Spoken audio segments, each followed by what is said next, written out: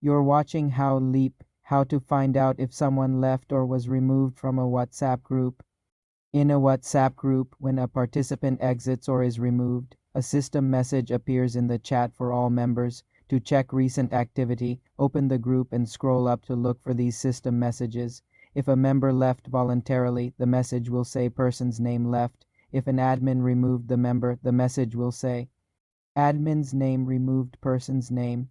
These messages are permanent and remain in the group chat history.